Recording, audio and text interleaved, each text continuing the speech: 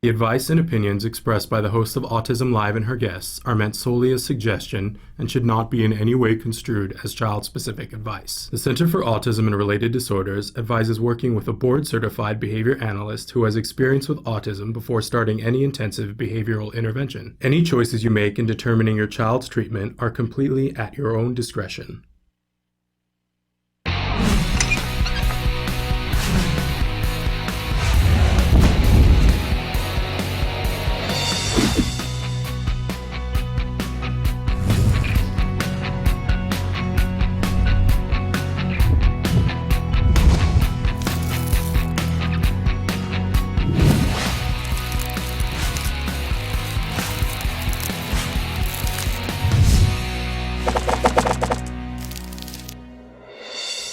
Good morning and welcome to Autism Live. I'm Shannon Penrod. We're webcasting to you live from the Center for Autism and Related Disorders headquarters in Tarzana, California. It's Wednesday. It's the day before Thanksgiving here in the United States.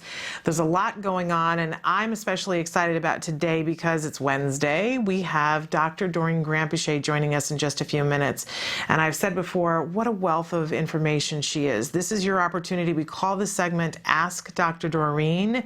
Everything is open at this moment in time. You have the ability to look at us live on autism-live.com, and there are lots of ways for you to pose your questions. I'm going to ask our technical director, Emily, to show you a bunch of different ways that you can be giving us your question. We've got the Facebook site open. You guys have already started asking questions there. The live feature is open. You can tweet us. Lots of different, you could even call in or Skype in. There are lots of different ways to participate and ask questions. And as I said, she will be joining us in just a minute. A couple of things that we didn't get to yesterday that I really wanted to get to. One of them is you saw that we had Tammy Salter on a couple of weeks ago with a project that she's making called The Cool. It's a really interesting item, and she promised us that she was going to start an Indiegogo about it, and so they are raising funds to create this Cool right now. We have that web address for you. We're going to put it up on our Facebook page today, so you can be checking that out. And also, we are adding a lot of new segments here, and one of the new segments that we have recently added is called Smarty. And this is a wonderful monthly project that you can do. It's very timely with things that happen during the month that you can do with your child, an arts and crafts project that work on very specific skills with your child and hopefully are very fun for your child. If not, you got to make it fun, right? That's the name of the game. So I want you to take a look at Smarty, and when we come back, it's time for Ask Dr. Doreen. Stick with us.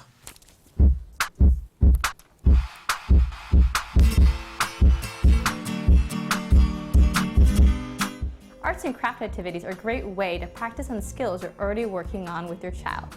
For the month of November, we'll be making a paper corn. The skill we're going to be focusing on with this activity is fine motor, more specifically the pincher grasp. You'll see why in just a moment. Depending on the skill level of your child, you can also have them help you fold the paper, trace the silhouette of the corn, or cut it out.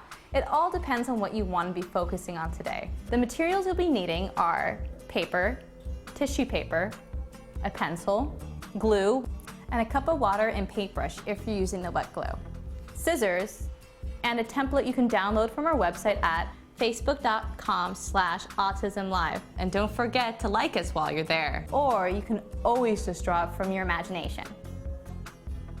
All right, let's start the activity. First I want to do is take my tissue paper I bought from the store and turn it into strips that I can then turn into squares. Again, they don't need to be perfect squares because we're going to be changing its form anyways in the end. All right, and as you can see, I've done it to several different colors. I cheated, and they're all right here for me to use. All right, the next thing we want to do is to make the shape that we're going to be gluing all the kernels onto. I have my template that I already downloaded from facebook.com/autismlive, and now I'm going to use this to make the form that we're going to be gluing onto. I'm going to take one of my pieces of paper, I'm going to fold it in half. This way the corn will be symmetrical. Once it's been folded in half, I'm going to take my form and then I'm going to trace around it. And again, depending on your child's skill level, Either you can do it or the child can do it. But again, the focus of this activity is the pincher grasp. All right, now that I have it traced, I'm going to cut it out.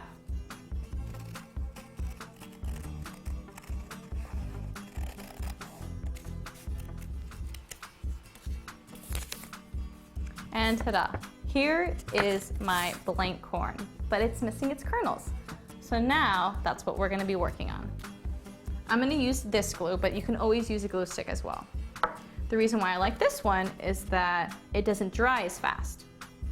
So I'm gonna squeeze it all over my corn and then take my paintbrush, dip it in some water, and then smear it all over the corn. The next step is making the kernels. What your child is gonna do is take one of the tissue squares and practice their pincher grasp. Squeeze, squeeze, squeeze. And once they have this, then they're gonna place it onto the corn. And as you can see, it's got a lot of surface area to cover with these kernels, so lots of opportunities to practice their pincher grasp.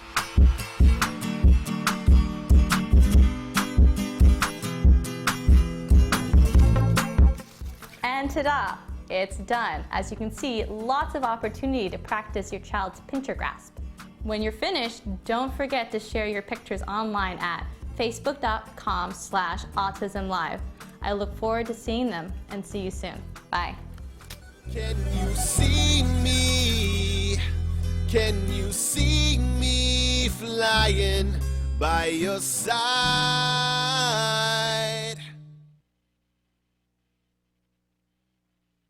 Dr. Doreen Granpeesheh is the Dr. Doreen is an expert in autism. Doreen Granpeesheh. Dr. Granpeesheh. Dr. Doreen Granpeesheh. Dr. Doreen Granpeesheh is a visionary in the field of autism, and now you get to ask her questions on Ask Dr. Doreen.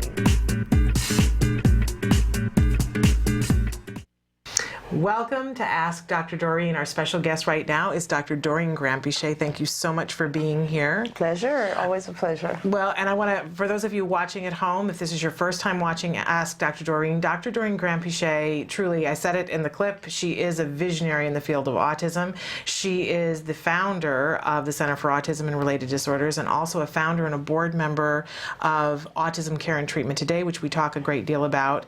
And you really are a wealth of knowledge and information. Thank you very much. This is all I've done for the past, I don't know, almost 30 years, or past 30 years. Well, it's so exciting to me always to sit and pick your brain and hear the things that you have to say, and you guys can start writing in, and you already have.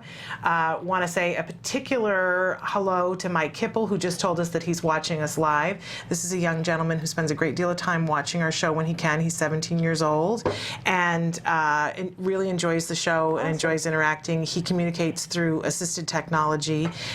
So Mike, thank you for being here with us. Want to give you a shout out, but want to get right to some questions. Sure. Let's take, since it's Thanksgiving and we're all consumed with knowledge of food and the idea of food this week, let's start right in with a dietary question that we've had from somebody.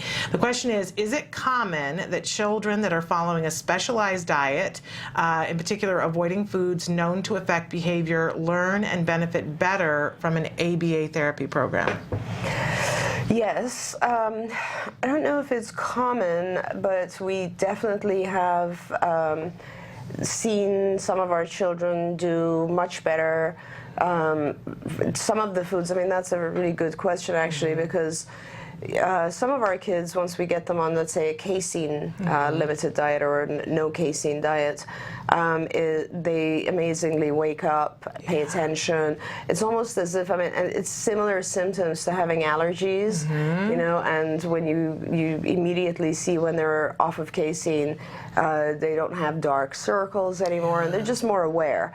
Gluten is even more significant, I think, with some of our kids, and we have data actually on this where we have been tracking a child's acquisition, and then the child will start on in about 3 weeks or a month on a gluten casein-free diet, will show significant growth, like their whole trajectory of acquisition changes. So there's no question that some children absolutely benefit.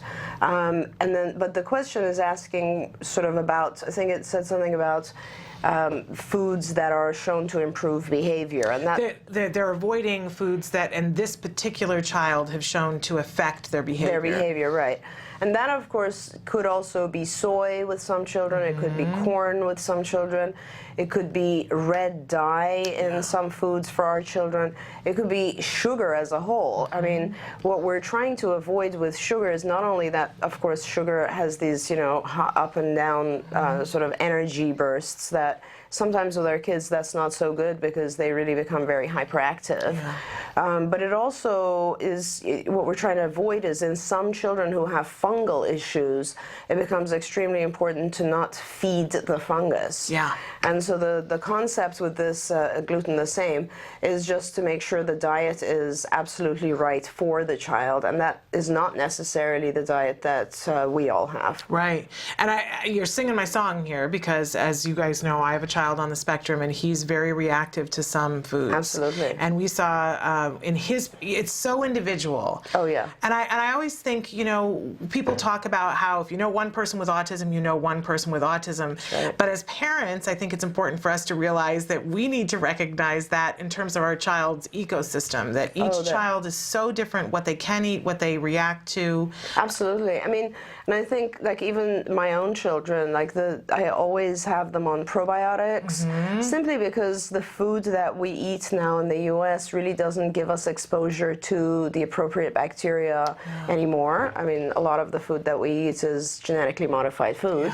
And so you do need the appropriate bacteria in order to be able to digest nutrition and nutrients.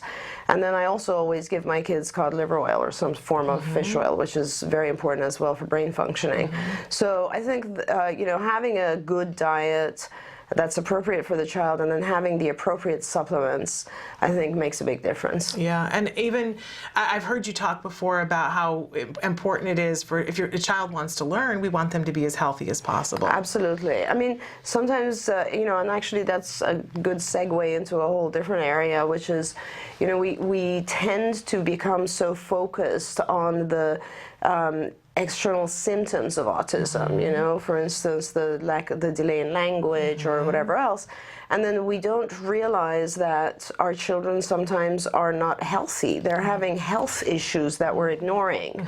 You know, I have so many families that will tell me they're, you know, when they come to see me for intake, and they'll go into a long period of talking to me and describing how the child doesn't sleep, how he has maybe 8 to 10 bowel movements a day, diarrhea type bowel movements a day, how, you know, and then they'll go on and talk about the child being hyperactive, unable to sit still, unable to pay attention. And I just ask, okay, so if you didn't sleep and if you had diarrhea, you know, for months and months and 8 to 10 times a day, imagine how you would be feeling. And it's so important for us to stabilize the child's health before expecting the child to all of a sudden now benefit from a major amount of tutoring or instruction. Absolutely, absolutely. Well, wonderful answer to that. This is a question I'm really excited to hear your answer on. Hi, Dr. Doreen. How and when do you say a child on the spectrum is high functioning? Well, okay. That's also, very interesting. Well, I guess for me, it's, you know, I don't like to use the term high functioning or low functioning because, first of all, I think all children are high functioning in different settings or environments, and I think that all the kids have, they actually change their functioning level, like, hopefully, right? I mean, otherwise we're useless. But I guess I would say that the number of symptoms that define where the child falls within the spectrum. So, for instance, for diagnosis of autism, you need to have 6 symptoms. And the symptoms could be things like, you know, is not communicating with anyone else verbally, or also is lacking nonverbal communication skills like eye contact and so on, you know, has repetitive rigid behaviors, is delayed in the social area. And if you have, you know, 6 symptoms with 2 of them being in the social area, you get a diagnosis of autism. And if you have 5, you'll get a diagnosis of PDD-NOS, pervasive developmental disorder, not otherwise specified. So would you then say that the child with PDD-NOS is higher functioning than the child with autism? I'm not sure, because we're really talking about the difference of one symptom being there or not. So I don't think that I would go with that necessarily, but when you really look at it, I guess for me it's pretty clear that the precursor to social skills is communication. So I sort of think that the diagnostic criteria have to address that as well, because if you have a lot of delays in the communication area, it's pretty inevitable that you're going to have delays in social as well. How are you going to interact? How are you going to socialize? It's going to make things much more difficult. So for me, the higher functioning kids are the ones where they have speech, and we're beginning to develop more advanced language concepts, and that will always lead to a social development. And I would say the kids who are more impacted by autism, I guess, are the ones that are not developing any form of speech. That tends to be harder. Now, having said that, some of my completely nonverbal kids are unbelievable once we get them on augmentative devices or the iPad or iPhone even now. The kids are just amazing, and then they just show what's inside, once they can communicate. So let's say any form of communication, if there is some connection with other people and with being able to communicate more than just needs, right? I mean, communicating needs, I think, is more of just a natural process. It's sort of like a response almost. But if you're able to communicate more, just anything about, like, showing a parent something or indicating that something that happened, those kids I consider to be either high functioning or definitely capable of becoming high functioning.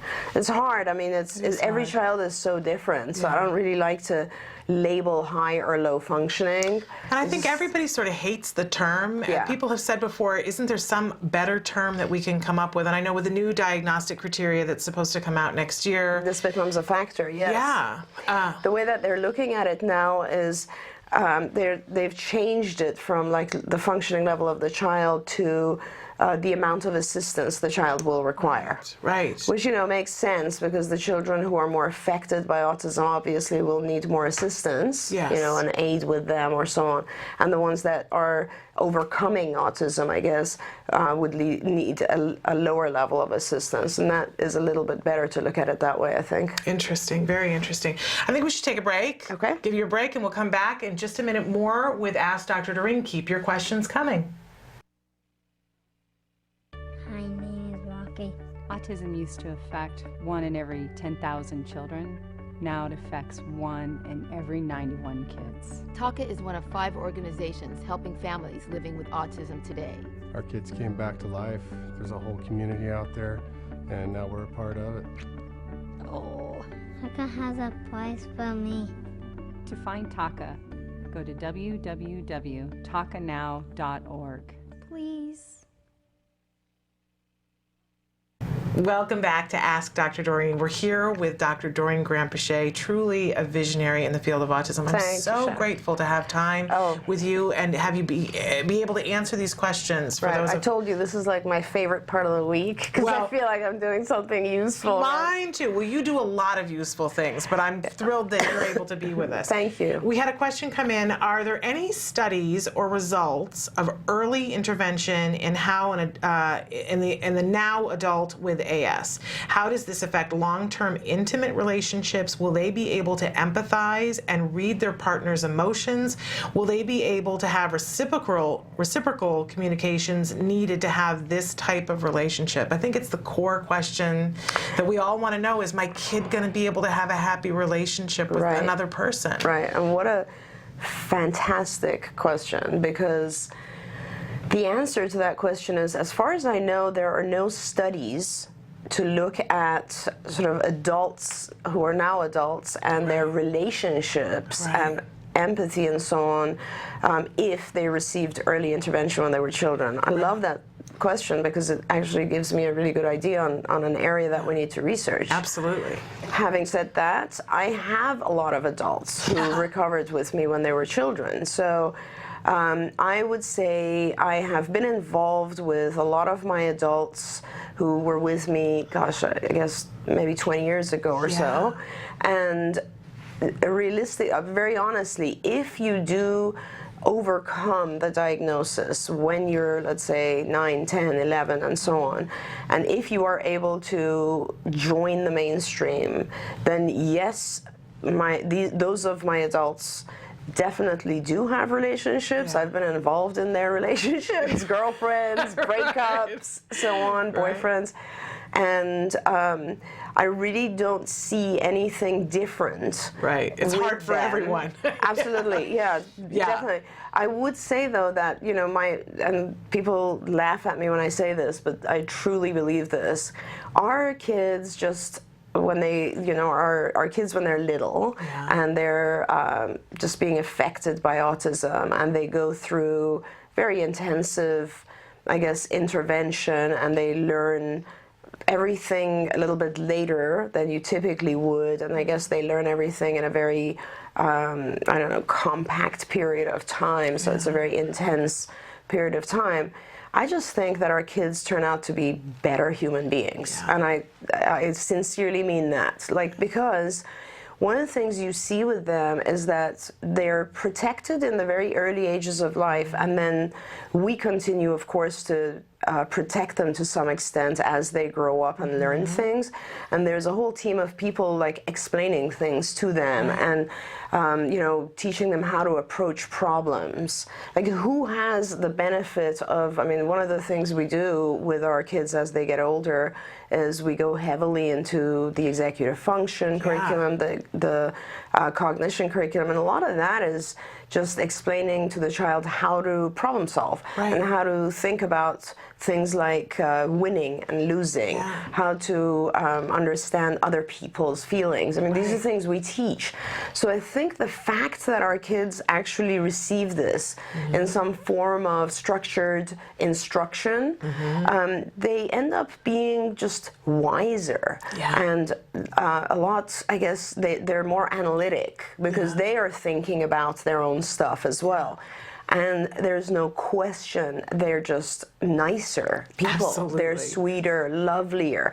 And I'm telling you, Shannon, when you see them and they grow up and they're in their 20s, they're still the same. They're just lovely people. They never learn to do bad things, you know? And it's amazing. Like, I mean, you would think that a person like that would have a hard time going through life, but they don't. They're just the loveliest people. I mean, you've met some of the guys that work at CARD or Come and Go, and they're just amazing people. Several of my older kids or adults now do have relationships, girlfriends. One of mine is about to get married next year. Sweet. So yeah, it is very, very possible. Everything becomes just typical and even better. I agree.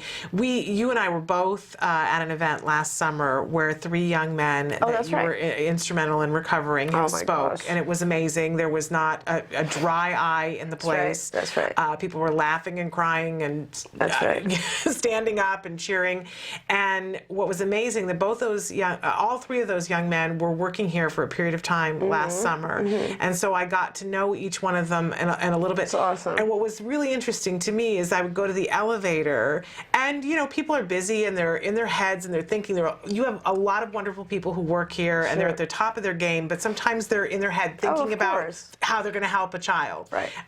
But the most polite people at the elevator were those 3 young men. The kindest, and asking, how is your day? How are things for you? How is your son? Absolutely. And it was remarkable how polite they were. No question. And, you know, Shannon, tomorrow is Thanksgiving. Yes. Guaranteed I will get 3 different of my guys texting to say Happy Thanksgiving. They're just the loveliest people. They really, truly are. Considerate. Really considerate. Absolutely. Considerate, kind, just always sort of, because they've learned to pay attention to other people's feelings and emotions and all that sort of stuff, and happy, you know, and they do very functional things to sort of engage themselves in life. So it's very really nice. remarkable. And the same thing, if you remember when we at CARD we celebrated our 20th year. That was a couple of years ago. Our kids came up and as adults and gave speeches, and those were truly the most touching speeches, no question. These guys are amazing. I mean, how many other, let's say, 19 or 20-year-olds do you know who can get up in front of an audience of 500 people and just talk about their lives? Oh, we have the clip that we show on Friday afternoons sometimes of Brett's speech, Brett Myler. Yeah. We have to show it at the end on Friday because I can't speak afterwards because I'm so emotional. No question. And I always say, stop and consider that he is 19 at this point and speaking to a huge room full of very people, influential people that anybody else would be incredibly intimidated. Right. I don't know many 19-year-olds who could deliver a speech that Like that, funny, articulate, and make everyone in the room absolutely weep. Absolutely, and just happy with themselves in the world. Yeah. Oh, it's wonderful. Absolutely amazing. Very, very interesting. It gives me all kinds of hope as a parent. Oh, definitely. No but question. What a wonderful thing, though, to study, as you said, to study further to see what the relationships are like for these kids, because I think that would give people hope as well. Okay, I wanted to talk about, this is a question that cracks me up that came in. What is the thing with repeating 10 times the same answer? I had the same question when I was a parent and starting out with my son on ABA. Is it just for data collection? For example, they'll say, what does the cow say? The therapist keeps repeating 10 times, moo, moo. Isn't that rote teaching? Right, mass trial. That's an intense question. How much time do we have to respond to that one? Because it's an important question. It is. Okay. So first of all, it's not necessary to do 10 trials. That's number one. You could also consider something mastered for a child just after 3 trials. It doesn't matter. You could also, the type of data that you take could be probe data. So you could just teach a child various concepts and then come back and probe and see if he learned those concepts.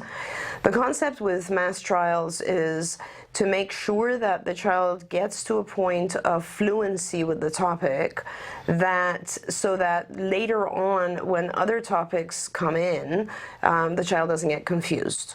So for instance, an example of that would be, okay, so this is, like I said, I'm trying to shorten my responses and not get into, I have 1,000 things to say to that. So let's say, as we learn normally, typical kids, you learn concepts and you have the time to classify them in your brain in different ways. So for instance, you might learn shapes, and as you're learning about shapes as a very small child, you might also learn that, most tables are rectangular. Okay, and then later on in life, you'll also see round tables, and you'll be like, oh, okay, so you'll add on to it and say tables are round as well. Okay, so that's called working memory. So what you're doing is you're adding to a concept, okay, and you're just making it a more complete concept. With our kids, they don't really have time to allow their working memory to develop in that process. So they have to redefine what they've learned very rapidly, right? So today I might learn shapes, tomorrow I'll learn that tables are rectangular, and the next day I'll learn that, tables are square and circular as well.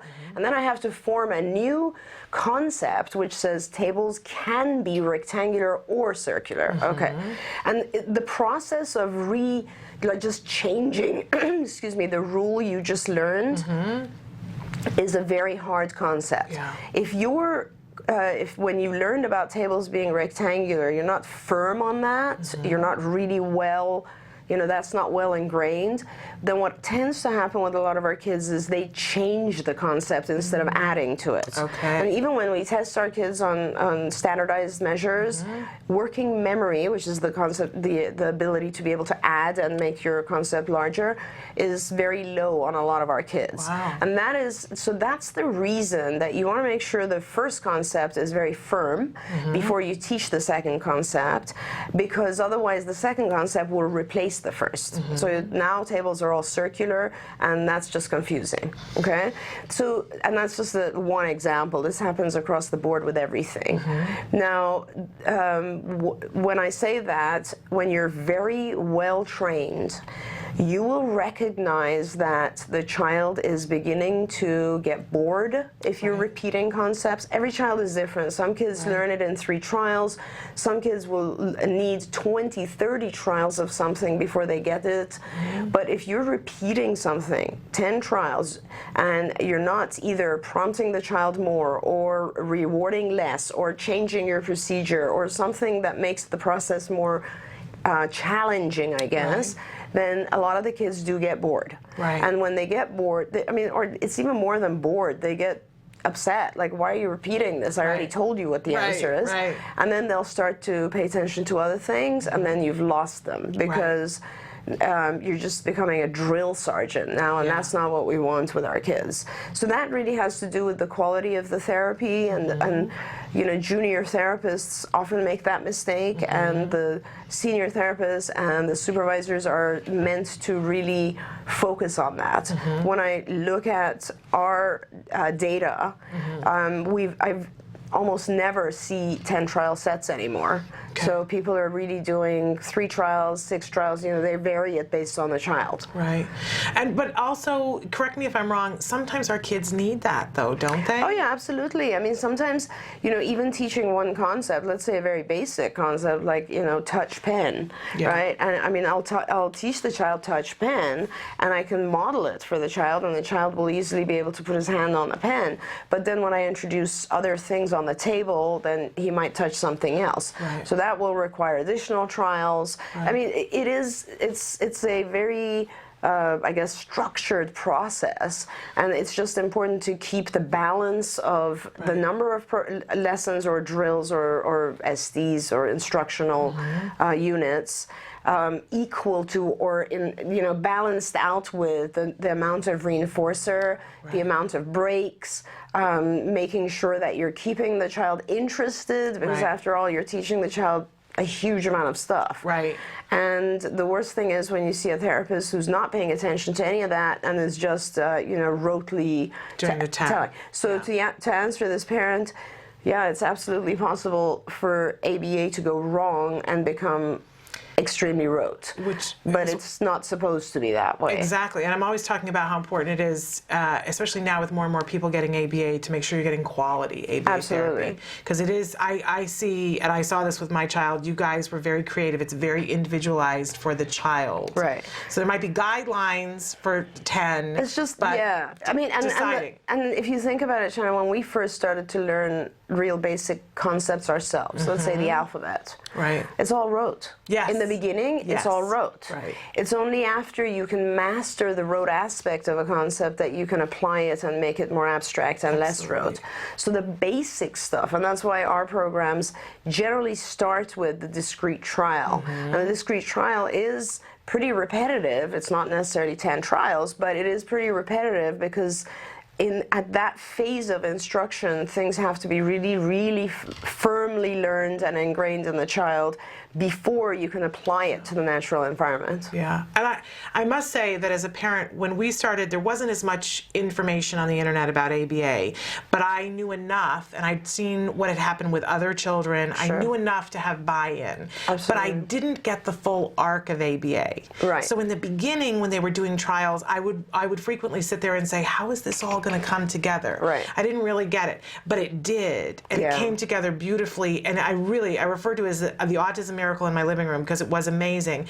And I always encourage people, if you want to see what the arc looks like, the A Word is a wonderful documentary, it's true. And you can see how something goes from that, the trials, to being generalized. It's amazing. You're so right. I mean, when I think about it, we just don't think about these things because this is our life, right? We've been doing it forever, but you're so right. Like, as a parent, you're sitting there and thinking, So how is, teaching this child to, we just taught him to touch items or point to items, and now we're teaching him to give items. Like, how is all this going to help him speak in the future? Yeah. Because there's a million things that you teach individually and join to other things in order to produce the end result. It's a lot. Yeah, you're right. And if you don't know, it's like, how do these individual ingredients, it's kind of like how does butter and flour and all of this come together to make this incredible cake? Exactly. It is. And it does. It comes together. But until you've seen it, I often say, one of the things I love about the A word is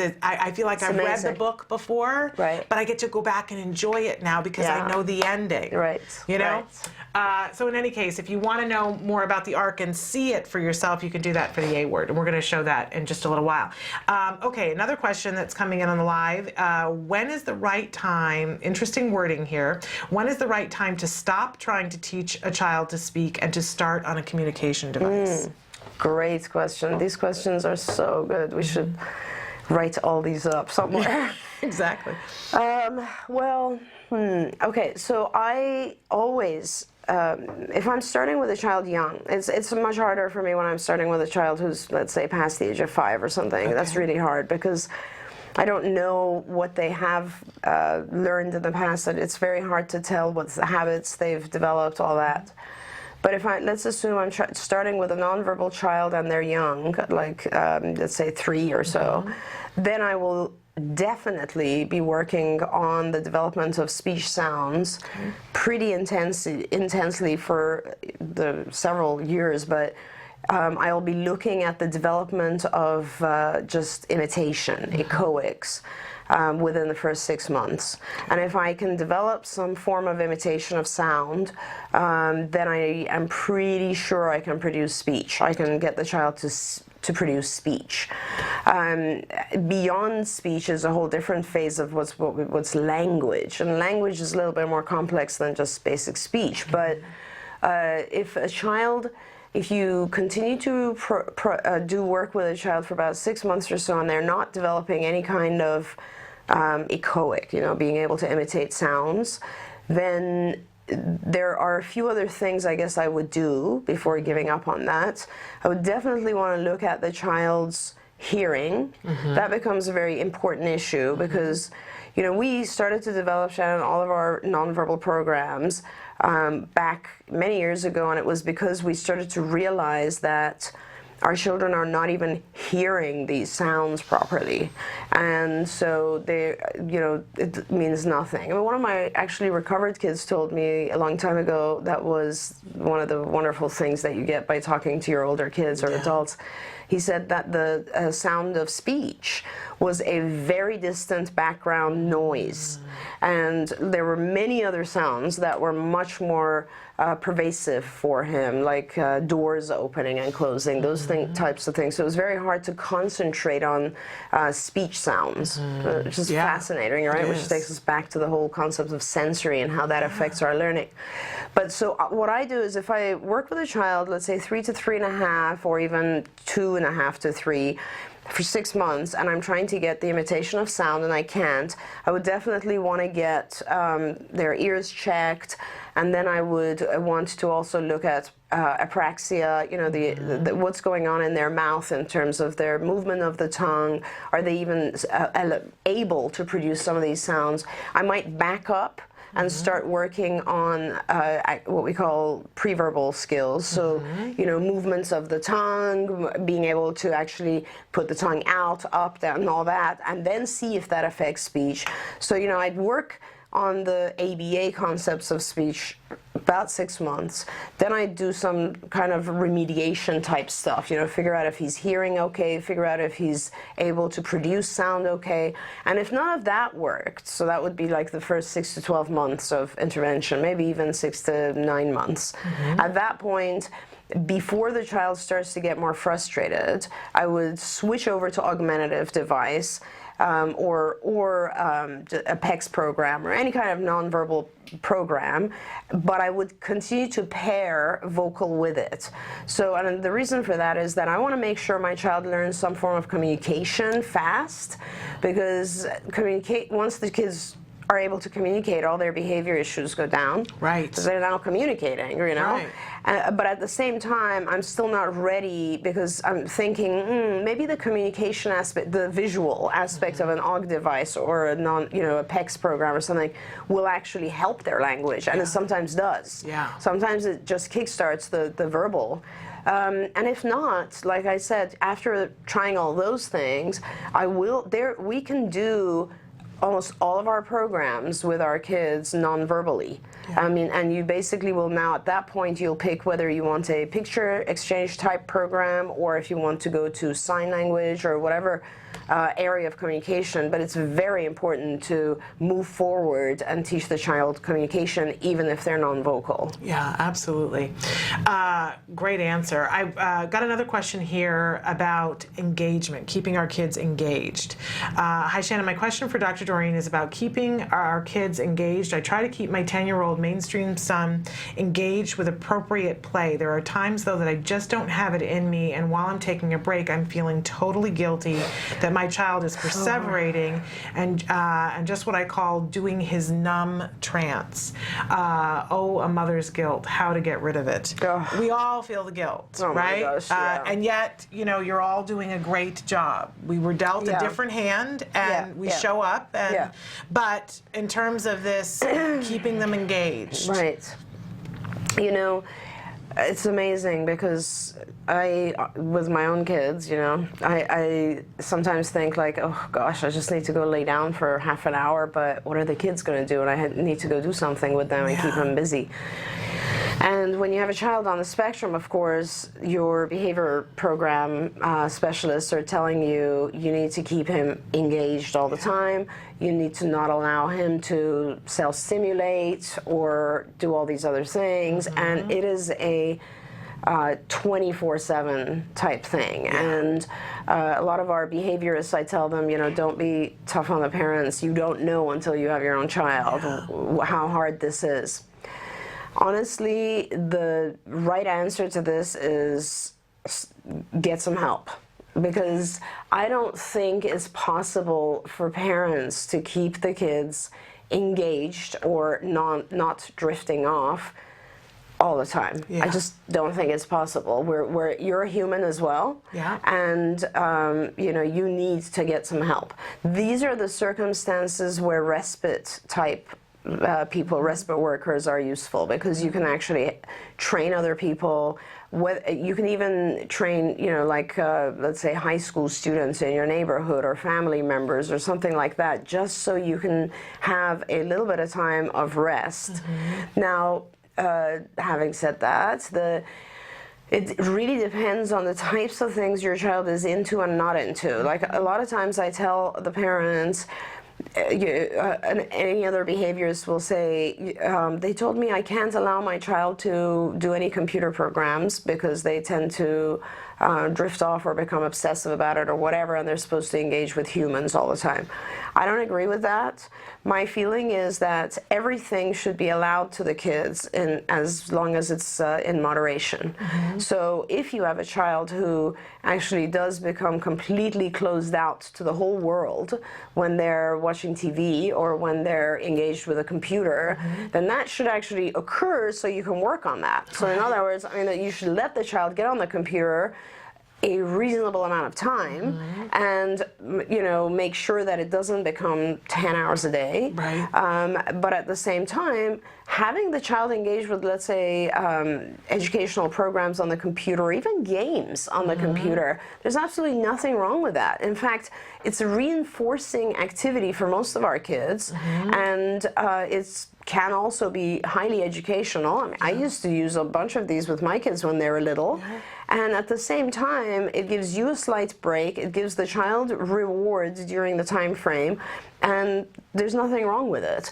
You do not have to 24/7, have the child engaged in conversation or in social or whatever it is. If the child is not interested in various play activities or toys, then the behavioral program can teach the child certain things that they're interested in. Some of our kids become interested once you hit the programs having to do with arts and crafts, drawing. Some of the kids don't like to engage themselves at all with drawing, but they love music. It's really the same thing with our typically developing kids. It's just a matter of, yeah, you need to have more time because the child requires more time, but you need help for that. Absolutely. And you have in your curriculum a set of skills for independent play and teaching them to transition from one activity to another. And I remember when Jem was taught that, it was life-changing to us. That I literally had time to do my hair again. Absolutely. And I knew that he was doing something beneficial. Yeah, when you have a child who's already now mastered a few toys, let's say, and they're interested in them, then it's very easy for us to, let's say, building blocks, or puzzles or any other thing, and you just produce a board, a visual schedule for the child, and you put these pictures of the activities and you lay out the activities in stations, and the child transitions based on a timer. Yeah. So, the timer will beep every 10 minutes or 15 minutes, and the child easily knows, oh, okay, it's time for me to go look at my schedule, see what's the next toy. And that sort of thing can go on for half an hour, 40 minutes, and that is really good for the kids to be able to sort of alternate their activities. Yeah. But in some cases, you have to actually teach the child things that they are interested in. Yeah. Because let's remember, play is supposed to be reinforcing, 100% reinforcing, right? Yeah, but it isn't always in the beginning for our kids. No, it isn't, because the kids actually don't really, let's say a child is completely fine with us socially if a child takes a car and takes the car around a track, but it's not really fine if the child takes the car and is twirling the wheels repeatedly. So the whole, what you're trying to do is you're bringing the child's play within the norm of let's say, non-self-stimulatory behavior, which essentially means it's more of a socialized type of play. It's something that you could do with other children. It doesn't block your attention from the outside world, all of those factors. And then once the child has a few of those skills, then absolutely you can join them and increase the time period. Yeah, absolutely fascinating. Okay, Dr. Doreen, will my child always be naive, innocent compared to his typical peers? I'm so worried about peers taking advantage of him as he moves on to mainstream 4th grade. This is an issue that we deal with a little bit right now. Totally. They get tough right around this age, the other kids, and I'm seeing it and feeling it a little bit. It's interesting. Which goes back to the earlier question, the earlier thing I was saying about how our kids are just nicer. And the truth is, they are nicer, so they sometimes do get bullied. It's the same as kids, I guess, who are a little bit more, interested in academics versus sports. I mean, there's always the kids that do tend to become a little bit more aggressive or assertive, and the ones who don't. We found that we had to teach our kids a lot of concepts. We added this actually to our social curriculum, a lot of concepts for them to be able to differentiate between assertiveness that is not aggressive in nature. So how to be able to protect themselves, how to be able to even differentiate if someone is laughing at me versus with me. Those are very important inferences that a child has to make. So sometimes our kids will misinterpret something. Other times you're looking at other kids just being mean, And I wish, Shannon, that I had time. There was a school district that I used to visit a few years ago when I went to Arizona pretty frequently when we were opening our Arizona clinic. And it was I think it was Scottsdale.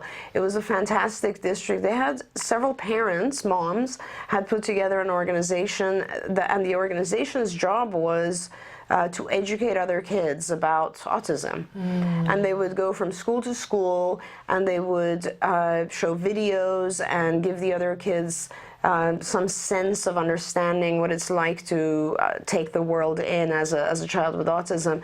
Very similar to some of the stuff that's going on right now all over the U.S. There's a lot big movement against bullying. Yes. And in schools, and there's a lot of this sort of thing. And I wish that I had time, or a group of parents would get together and really develop that program.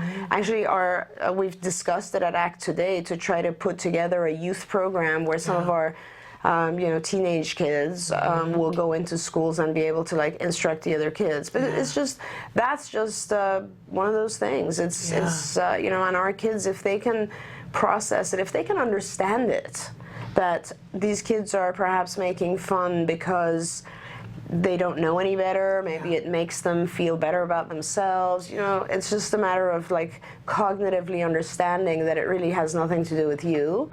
I mean, kids unfortunately bully other kids to the point that they produce psychosis in other kids or suicidal behavior in other kids. So bullying as a whole is just not a good thing. And with our kids, they're just so sweet that they are exposed to that. Do they always, I think the question said, is this going to be forever? I don't think so, because I see that my kids do actually learn very well how to protect themselves and defend themselves, and they kind of, gain an attitude to themselves a little bit later. But it's almost sad to see that, because our kids are just so lovely and sweet, and you wish you just could change the environment. Yes, but not always possible. Not always possible. And then we do, and you guys have given us skills for my son to work on, so that he can not change who he is, not so that he doesn't have to become mean, but that he can cope a little bit with what kinds of things, and those cognitive skills that you were talking about, to think it through and decide. I actually think they're brilliant for all of us, because looking at why is this person behaving this way, does it actually have to do with me, or does it have more to do with them? Right. And that's also kind of part of the reason that I like my kids to have some I guess language ability and social ability before I put them in school, because it is hard for our kids. You place them in school and we have these huge expectations of them, and if they don't have the tools to know how to react to what's going on in school, they're going to actually close in even more and self-isolate, because it's not going to be a pleasant experience. Which absolutely, I think we have one comment here. Thank you so much. It's so with 3 O's. Dr. Doreen, for taking time with Shannon on Wednesdays to help so many. I truly appreciate both you and Shannon for your wisdom. That's very nice. And they said happy Thanksgiving. Thank you. Okay. I think we have time for one more, but a quick one. Hi, Dr. Doreen. When and how do you decide if sensory integration would help the child in eliminating or managing automatically reinforcing self-stimulatory behaviors? And 2, does CARD provide sensory integration therapy? Thank you very much for an informative show. So, okay. I know, I gave you a couple of minutes. No, I love that one, because I can't tell if it's probably a very, very well ABA trained parents asking that, because they're referring to automatic reinforcement. We talk about that all the time on the show. It's part of our jargon. That's great. Okay, so the way that, and it's kind of a funny one. It's an interesting one, because everything we do, we get some form of reinforcement, and it's not always from the outside, obviously. So like a lot of times, let's say a child will do well. Why do kids, let me just ask you this, why do our kids try to get better grades, right, when they're young? A lot of times, the majority of the kids, like not in the 3rd grade, you're not thinking about, I want to go to Harvard, You're thinking about, I like the feeling I get when my parents are proud of me. That's pretty much what it is. Or later on, it might be, I like being the valedictorian because my peers think I'm really cool if I'm the best. Okay. So that's automatic reinforcement, right? Doing the thought process that keeps you going for that long, that's automatic reinforcement.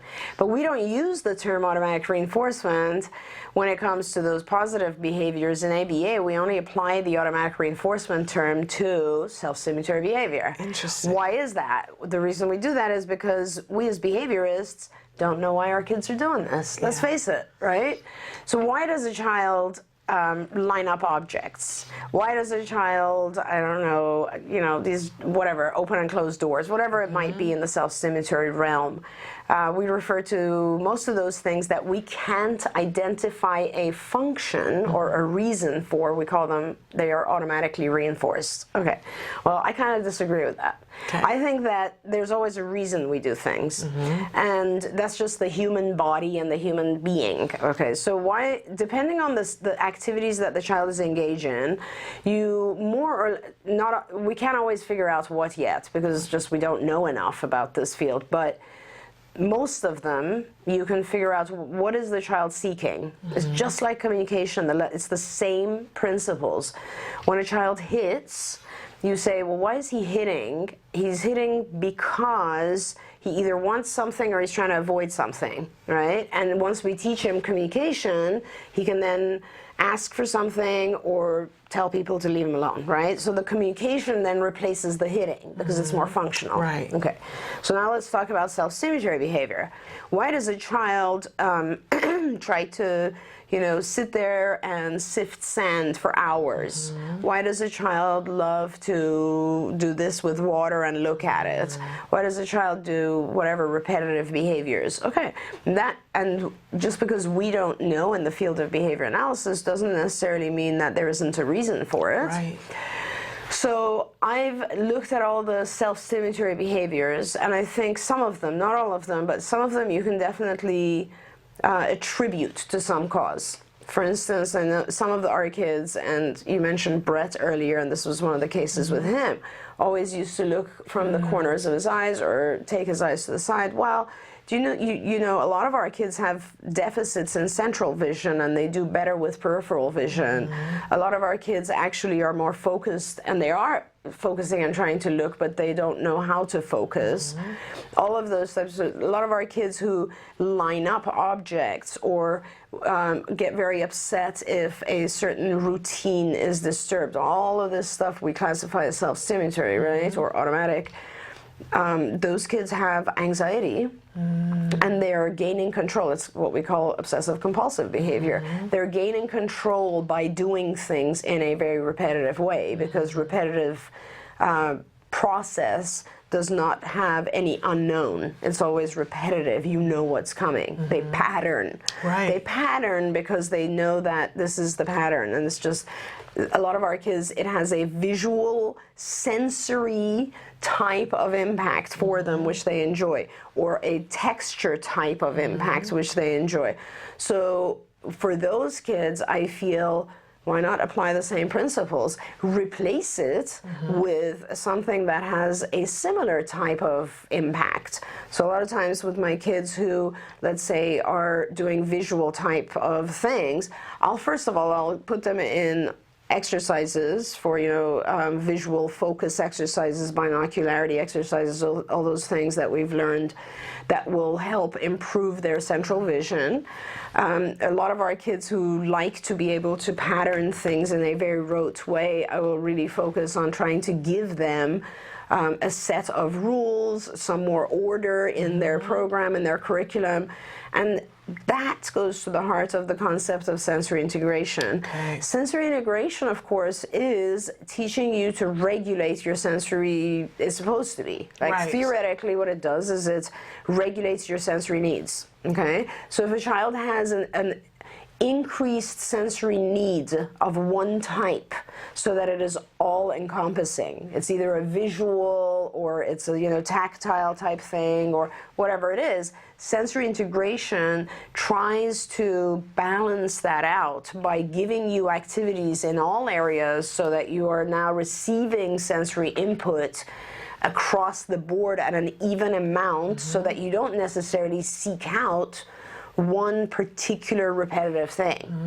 So does sensory integration affect that? I think it does to some extent. I don't know that we've been able to, there isn't a lot of research on sensory integration as a therapeutic technique. Theoretically, though, that's what it's supposed to do.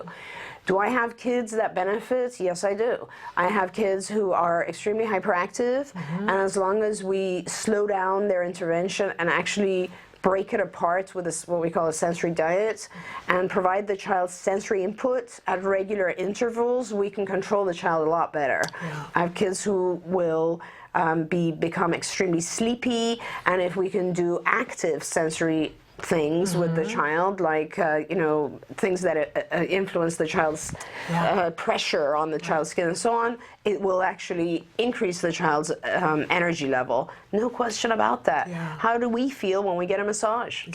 I mean, it does change your activity level. There's no question.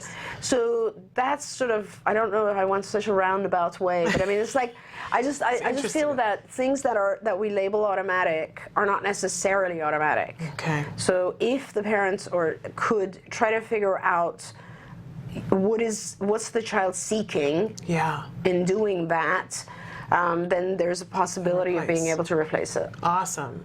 I'm so thrilled to know all that. That's so exciting, and I'm so thrilled that we had this time, and I'm sorry that it's over for this week. Oh, yeah. But we'll have you back again next week, and so for those of you, if you didn't get your question answered, we're keeping a bank of the questions, and we will get around to them. Sure. So I thank you so much for being here. It was a pleasure. A wonderful Always. Thanksgiving. Thank you, and You're you on my too, list of things to be grateful for. Oh, thank you so much. I really appreciate that. You too, Shannon, and all the parents. I really enjoy this whole thing, and I hope that we get more and more viewers and we can help people, and I wish all of our viewers a wonderful Thanksgiving. Thank you so much. Looking forward to the coming holidays. Okay, we're going to let you guys watch this week's episode of The A Word as we go to break, and when we come back, Nancy Alspaugh Jackson will be joining me for Let's Talk Autism with Shannon and Nancy. We have some really exciting stuff to talk to you about today, so stick with us.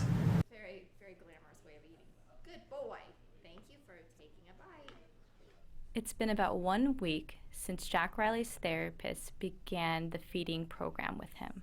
Feeding has been a major behavioral issue for Jack Riley. He refuses to feed himself and typically swats away food when his parents or others attempt to feed him. Up until a week ago, Cheryl and Mike would play a movie or give him toys to distract him in order to get a bite in. During clinic, Jack Riley's supervisor, Sabrina, suggested pausing the movie to motivate him to feed himself so he is able to get his reward. Okay, let's take a bite. Okay. Oops, I didn't do it. I just touched it. Take a bite. Good. Very good. Good bite. One more bite. Oh, that's a good one. Nice. Yay, can you take a third one for Mama? Oh. I know. Especially with yogurt. Hi. Hi, buddy. There you go. You did great. Oh yeah, he never fed himself yogurt. When we do it at night, I'll do applesauce with the video and then bring this out for the other stuff just to break it up. Kit. Take a bite. Kit. Good talk. Kit. Good. Good eating too, buddy. That's a little bitty bite, but it counts. Yay! How do you feel about that it's so dependent on the iPhone? He'll take 3 bites in between games, so I think eventually it'll be 4 bites, and eventually it'll be finish the soup, and you can have the iPhone. So I think we can work it. That's been less than a week of just limiting that even, so he'll do it. I think if he's got a big enough reward at the end, he'll do it. Take a bite. Pea soup. Huge bite. Holy schmoly. Good job, kiddo. Yay! That was really good. You want to take another bite? Oh, it's cat. It's totally worth another bite. It's totally worth. Let's take 3 bites. You can do it. That'll count. I'll give you credit since it's pea soup. Mommy wouldn't eat that. So this self-feeding just happened in this past week? Since Sabrina suggested to pause the video, which I thought would never work. I thought it would just make him mad. And he has gotten mad. We've had some tantrums, to say the least, but he's kind of starting to figure out that we're not kidding. Daddy. Daddy? Papa. Daddy and Mommy. Mommy. And Papa. Do you see Papa? Papa. What? Baby. Papi. Baby. Papi. Mommy or baby? I don't know. Papi. Mommy, baby. Mommy, Papa. baby, baby. Papa. Baby. Baby. Baby. Baby. Baby. Is he a baby too? I'm not a baby. Baby. Hold on. Look, Jack Riley, look. What is this? Baby. Jessica continues teaching functional pretend play to Jack Riley. The reason is so he's able to play appropriately with his toys and be able to interact with other kids when preschool begins. Knock, knock. Let's go. You do it. And we're also doing a token system now where he has to sit and earn 3 tokens before he's able to get up, just so that he sits longer, and he also has a visual so that he knows that, okay, when I get all my stickers, then I can go play and do whatever it is that I want to go do. Play! So now we're having him do 3 things for us first, and then letting him go. What is it? It's an iguana. Yeah. Iguana. Good try. That's iguana. Very good. It looks like a guitar. It's a violin. Say violin. Yeah, violin. I love how you're saying all your words, especially all the new words. What's that one? Umbrella. You say it? Umbrella. Good. We're having him identify labels, but also using a full sentence response. So instead of just saying chicken, we're having him say it's a chicken, just so we can develop his language a little better. And he just gets used to labeling things that way. All right. Bubbles. Yeah, bubbles. You want more? The bubble. Okay, sit down. We gotta get our stickers. Yeah. Okay. All the way. Sit down all the way. Thank you. What is it? Say it's. No, look better. Jack Riley, do you want bubbles? Do you want bubbles? Do you want bubbles? Yeah, okay. What is it? Say it's. Yeah, it's a chicken. Good job. 2 more stickers. Look. Okay, what is it? Say it's. Yeah, it's a chicken. 1 more. What is it? Good job. There you go, Jack. You get your bubbles. Good job. Look. All your stickers. It took us a few days to even get him to say it's a, so he was just saying chicken because he knows what it is. But yeah, today it's he's saying a chicken, and then at the end he said it's a chicken. So that's actually pretty good.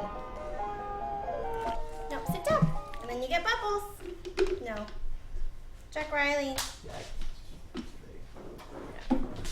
Okay, come on, sit down, and then I give you bubbles. Yeah. There you go. That's it down. Here we go. All right, can you try? Okay, ready? Sit down. No, you need to sit down. No, try again. Sit down. Sit down, buddy. Ow. No, try again, honey.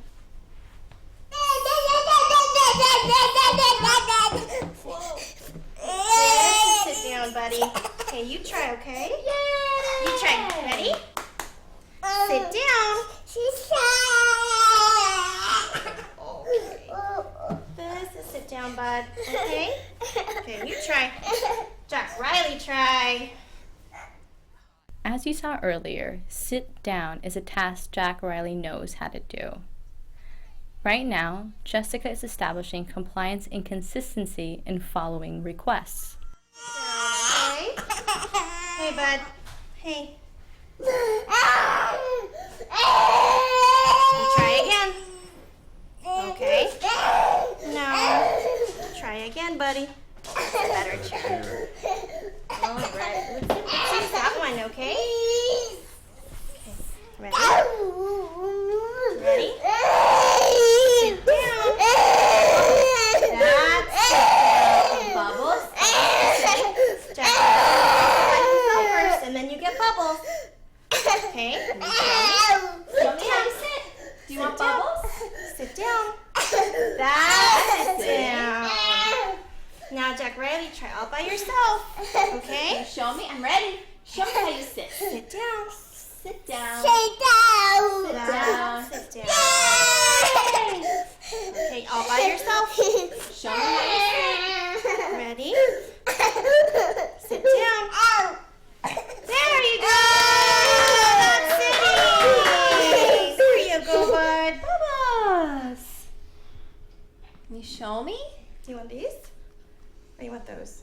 gonna show me how you sit? I know it was hard, wasn't it? Oh. See, now I think it's just more tension. It's all tension. He's just waiting for Mike to go over there. Or he's pooping. That would be a better reason. He's going right. Of course, I didn't sweep under there today, so it's like he's gonna be wearing it. Do you think he might be pooping? Well, there would be a reason why he'd want to go into a private spot and get a minute, and if we weren't giving him that minute to do it, that could be why he went a little nutty there. He's definitely due. That could be. I mean, that definitely makes him mad, and I've caught him a few times where I try to get him like up on the chair at bedtime, and something tells me that now's not the time to fight him, and I'll let him down, and he'll go in the corner and do his business. The reason Jack Riley's behavior was so intense was because he couldn't communicate his needs. This is why language is so important. Without it, how can he let others know his wants and desires? We need to teach him that. I have to go to the bathroom, guys. Give me a minute. That's all I had to say. It's like bubbles are nice, but I got stuff to do. Feel better, buddy?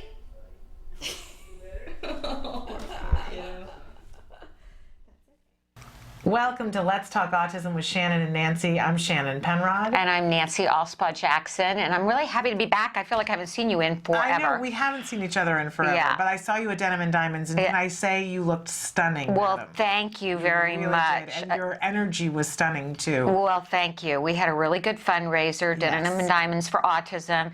We raised $260,000. I saw that today. That's we're amazing. going to be able to give a lot more grants in January.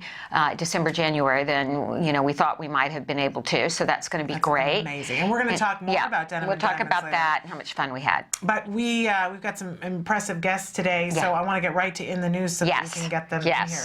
A lot of chatter. I was away, and while I was away, there was a bunch of stuff in the news, and many of you have written in to talk about some of these things in the news. This new study that talks about prolonged fevers in pregnant women. During pregnancy, prolonged fevers, they have done some research out of Denmark with a study that said that children whose mother had a fever lasting more than 1 week during pregnancy were more likely to be diagnosed with infantile autism.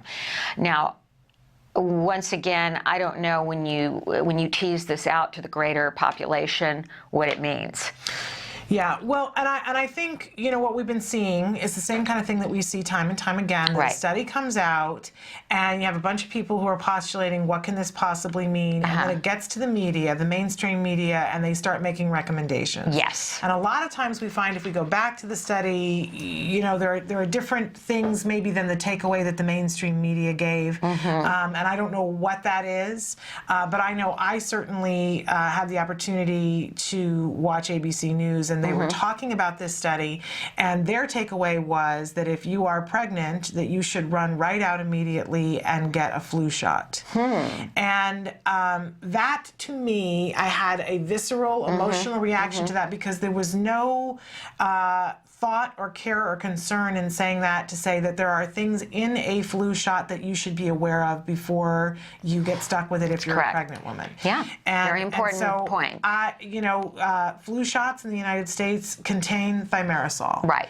And that is a substance that you should at least be aware of that is in before you get injected if you are carrying a child or thinking about carrying a child. Yes. And I just found it a little unconscionable that we could talk about this and not provide that part of the story.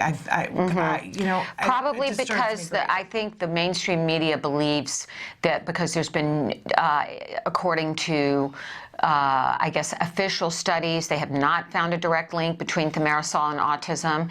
However, thimerosal contains mercury, and there have been many studies that link mercury with developmental disorders. Right. And I just think that people should be as aware as you possibly can be, and I think that there's been a big push for people to be aware of what they're injecting their child in. Yeah. And I am a firm believer that people should make their own choices. I agree. And be comfortable with them. But what we don't hear it talked about with is the flu shot. Yeah. And so this particularly got underneath my skin, and I thought it was irresponsible reporting on their part. So I at least just wanted to come on and say, make sure that you know what's in your flu shot, because you may choose not to have a flu shot. And it's entirely your choice. Yeah. And it appears from this study that it's something that you really need to consult your gut and think, which of these things am I more concerned about? So that's why I don't want to get on a soapbox. Okay, but I wanted good. At least, I think that's important. Let people know that. And then, of course, this other study that was in the news this last week about a bus assistant. We've heard so many stories about our kids on the bus, and a bus assistant who reportedly, allegedly choked, although they have video, so I don't know how allegedly it is, choked a child with autism, a young boy, with his very own safety harness. Yeah. So disturbing. This was in Broward County, Florida. 13-year-old boy on the bus. And I gotta say, I want to meet this mom. Because the quote that she gave the reporters about, she just wanted 5 minutes with this bus assistant to have a little talk with him. I want to meet this mom. She's our kind of people, Nancy. Well, we've got to get her on, so we're going to reach out to her. She might be being deluged by the media. Yes, I'm sure. Bless her heart. You know, we've had many parents that have gotten in the news, and we've been able to reach afterwards. Yes, like the father who taped the teachers. Really verbally abusing his child, and but in this case, go ahead and so he's been reassigned. Yeah. So he's not in contact with children while they investigate. Right. A video of him choking the child and the bus driver not saying something until 12 minutes later. We need to further investigate. Yeah, but anyway, the mom is really kind of taking the high road, and aside from demanding that he be fired, which I think any mother in her right mind would, she has been stressing the importance of training for people working with all children on the autism spectrum. Absolutely. And I think, taking that, turning it into a positive and saying, this is my mission to make sure that people get trained. Yeah, that this not happen to my child again and not happen to any other child, right. That there's an ignorance factor here. Yes. And of course, what is alleged is that the child had wet himself and was putting his hand in it, and that apparently he reached back with his hand, and that was when the bus assistant decided that he would gather his harness, left bruises on him, on his neck, with the harness, because he didn't want him to touch him. Training. Training. Absolutely breathtaking. So, he's not able to be with children right now, and we hope that will continue. Yeah.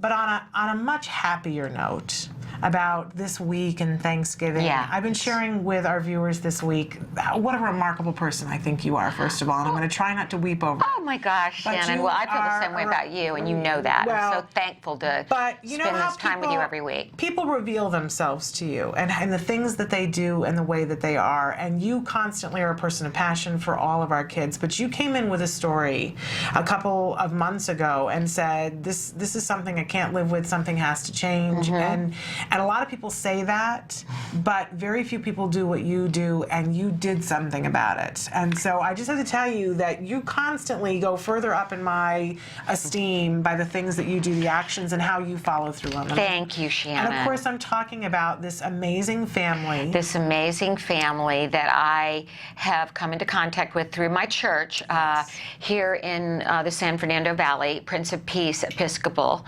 Church, which is in Woodland Hills. And we tend to attract many Ugandans to our church. We have a Ugandan mission in where we help orphan children and help educate children and adopt children there. And we have a sister church in Uganda. And I met this wonderful couple at church, Pross and Michael Bahinyoza. I know that they use the surname differently, so I might not be using the correct name they go by, but Bahinyoza. And they heard me speak about autism at church, and because you were already giving your time and had agreed to speak at your church about autism to instruct people. I just have to throw that in there because Well, my church that's who you do. That's how you do things. Well, I want you to know that my church has donated to many things for Act Today and many individual cases, and they're God's people. They're wonderful people that really do. They believe in getting out in the community to help. That is what Christ wanted us to do, is get in with the people, not, just go worship every week. But that's a whole other tangent. At any rate, I met this wonderful, wonderful couple, and they told me they had a nephew in Uganda who, a young boy, who was having a lot of issues there because the village in which he lived in was small, not near the city. They believed he had autism. He'd been eloping from the family home, and he would be found in other people's homes, and the villagers would think he was stealing for the parents, and they beat him on several occasions. He came very close to being hit by vehicles. He just, and at school they basically locked him in a room and did nothing. They could not help this child. So they did get a diagnosis by a neurologist in the city. I believe it's Kampala. I'll have to find out. But at any rate, I started working with the family to get the young boy here, Crescent. Of course you did. Of course, because that's who you are. Working with the Ugandan embassy, sending them letters saying that he did need to be assessed here, and that he would get care here. And then we got a grant for Crescent through Act Today to get an assessment at Center for Autism and Related Disorders. And in the course of all this, I found out that Michael and Pross had a daughter with severe developmental delays. So we've also gotten her an assessment here at Center for Autism and Related Disorders with Dr. Evelyn Garcia. She's been assessed. And we had the good fortune of being connected to an amazing educational advocate named Heyman Hakimi, and he's going to be joining us on a future show to talk about his work with families, and particularly the Bahinyoza family. And so everything has come together, and so Crescent is here. He's been assessed. His little cousin Melissa has been assessed. Mr. Hakimi is working on getting IEPs for the children in the LA district they're in. He's working on getting the best treatment and care now, an educational plan for the children. And that, by the way, is being supported by the Prince of Peace Church in a fundraising effort. And I just spoke to Generation Rescue. They're going to provide a mentor for biomedical. And there's just so many. What it's done is it's really reaffirmed my belief in everybody's ability to help and everybody's desire to help. There's not been anyone that's met this wonderful family who hasn't wanted to help them when they've heard their story. And the family themselves are people of such grace and humbleness and gratitude. And I just wanted to show, before we bring Michael and Pross on, Crescent's mother, the little boy from Uganda, made beautiful outfits for my family. She made me this dress, which is of the beautiful Ugandan cotton and their material that is indigenous to the area. And she sewed that for me, and she made shirts for my little boy Wyatt, who, as everyone knows, is on the autism spectrum and has had the benefit of wonderful treatment. So she made a shirt for Wyatt and a shirt for my husband Reed, and we're going to wear them to our Thanksgiving service tonight. Absolutely beautiful work. And it's just been a great thing. So, and we're going to bring Michael and Pross out, the mother and father of Melissa, and the aunt and uncle of Crescent, the little boy who are now getting help. And amazing folks. So stick with us, because we're going to take a short break, and when we come back, we're going to have Michael and Pross here. I'm going to step out. Okay, and then you're going to join me after I talk with them. Yes, and we're going to talk Denim and Diamonds. This is an amazing, inspirational family, and really, this is a great Thanksgiving story. It is a great Thanksgiving story. It really is. So stick with us. All right, so we'll see you in a little bit. Okay.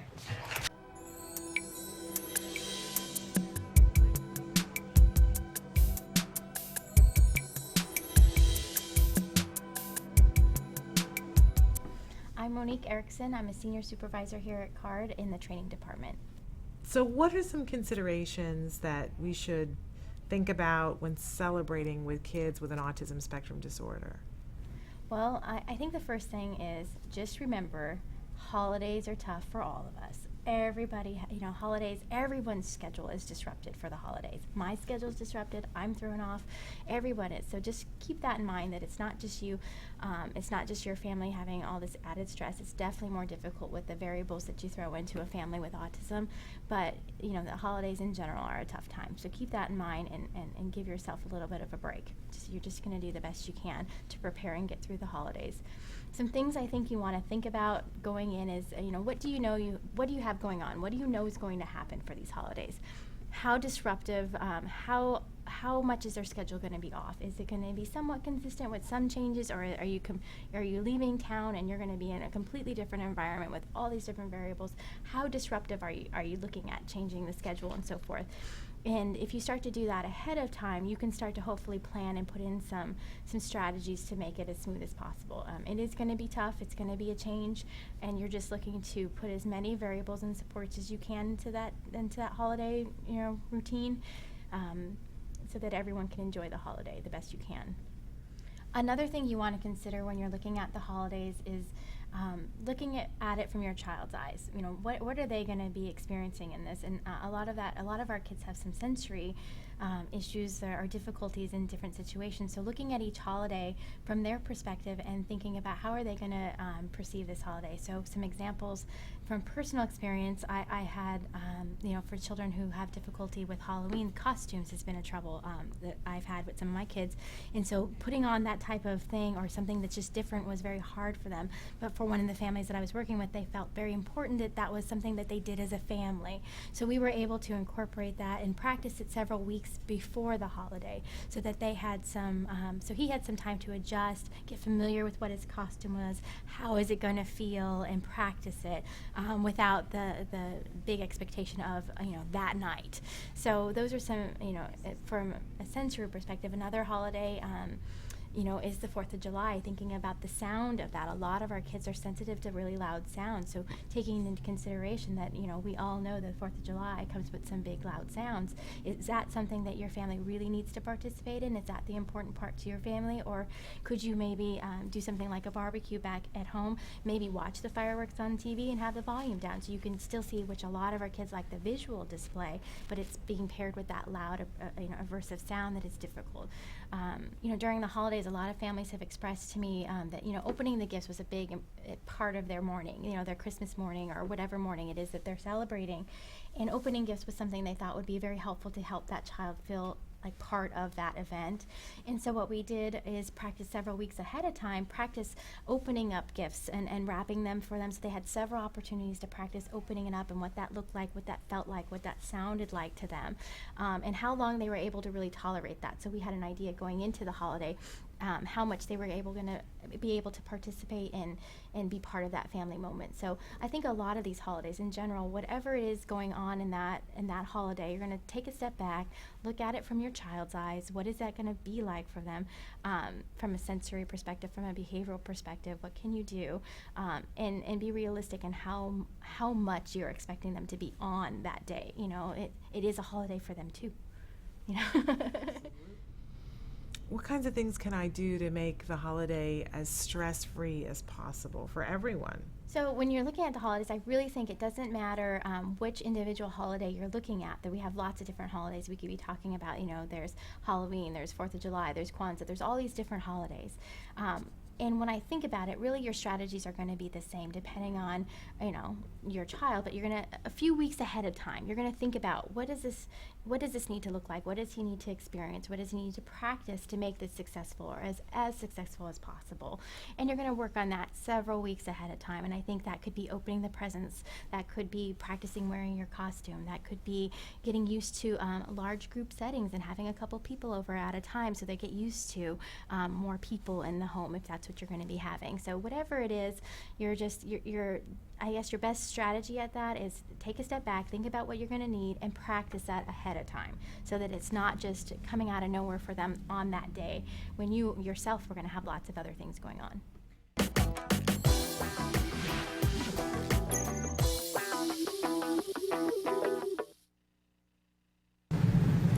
Welcome back to Let's Talk Autism with Shannon and Nancy. And as Shannon and I said before the break, we have some very special guests here. We have Pross and Michael Bahinyoza. Thank you. And that's the correct pronunciation? That's okay, it. great. That's it, thank you. Now, I met both of you through our church. Yes, you did. Prince of Peace Episcopal. And we do have a lot of Ugandan, a lot of California residents who were from Uganda there. Yes. Oh, yeah, yes. Yeah, because we do have the Ugandan Fellowship, and we have we support a school and an orphanage in Uganda. Right. And we have a sister church there, and Father Hamlet comes often. Exactly. It's kind of a bridge. Yeah. Yes. The church is in Michael's village, actually. Oh, really? It's The not church far is from in his your village? Yeah. Okay. Now, at church, you learned some things about autism from my experience getting up and speaking to the congregation and talking to you. Exactly. And from there, you felt your nephew in Uganda had autism. Tell me why you felt that way and what was being experienced at that time. First of all, let me say how excited we are and how honored we are to be here on this show, great show. We can't say thank you enough to you and Shannon and, of course, to Emily and everyone who has kindly invited us over here. This is why... It's an honor. This is why this family has taught me so much. It's the first thing they do is they thank everybody else. I hope you realize how extraordinary your gratitude is in a world where people don't often hear gratitude. But I'm not going to stop you. You're praising Shannon, that I agree. Emily, our fabulous director, and you. I agree. Amazing, All right, well, thank you. Amazing. So, and I mean, it's given where we've been in terms of our journey. It sounds kind of weird, but sometimes you want to pinch yourself to make sure it's real, it's true, it's not a dream, you're not asleep. But it's an honor for us to be here, and it's. Act Today with CARD have opened a whole new world, not only for our nephew Crescent, not only for our daughter Melissa, but for us as a family and for Crescent's family and for many people that have known about our nephew and about our daughter. It's a whole new world and for the better. We've been moved to a place, I mean, we're challenged to say, look at what is happening, and pretty so fast. Things have happened so fast that we just can't thank God enough. We can't thank God for the people that God has brought on board, to make things happen. Well, this is what we do. This is what Act Today does, and this is what CARD does. So helping our children with autism get the care and treatment they need. And so you had heard me speak about autism. Yes, we had. And then you thought your nephew definitely had the symptoms of autism. Can you go back to that point? Yes, we knew your amazing involvement with Act Today and kids with autism, and then that I had a son with autism. Exactly. We had seen Wyatt a couple of times at church. Yes, and of course we had interacted with your husband on a different note with the Bible studying there, and then we said, these are two people. We could not even put you together. It was, so this is Nancy, this is Reed, okay, and this is Wyatt in there. And so we got to hear about the amazing work you were doing, and then our minds go back to Crescent, and it was not even in Kampala City. This is 400 miles away from Kampala City. Kampala is the city in Uganda, the large city. Exactly. And Crescent was living in a village 400 miles away. Uganda. Right, from Kampala City. So I mean, that's the closest he would get to see a neurologist. Actually, I think for many, many years, our country continues to have just one pediatric neurologist. So one pediatric neurologist in the country. You probably need a 3 or 4 months appointment to be able to see him. So. Okay. So your nephew, Crescent, had symptoms of autism. He did, and he had seen that neurologist in there, and he was running into problems. What were some of the problems? Initially, when he was of school-going age, although he was nonverbal, his parents, Charles and Penny, tried a couple of schools, and they said, no, this is not school material, okay? And because that has to do with a lot that happens with special needs kids. And if you're autistic and then non-verbal, it's even more complicated. Why bother yourself? I mean, this is a misfortune for you. Keep that kid at home, okay? See how to deal with it. In fact, I need to mention this on a sad note, that for many families that have kids that are autistic or kids that have special needs, their parents are even ashamed to bring those kids out. So kids are going to be, because what is said, especially in Africa and many patriarchal families, the mothers are even greater danger, said, this is a bad omen. A bad omen. How could anybody, write or in their own mind bring forth a child like this?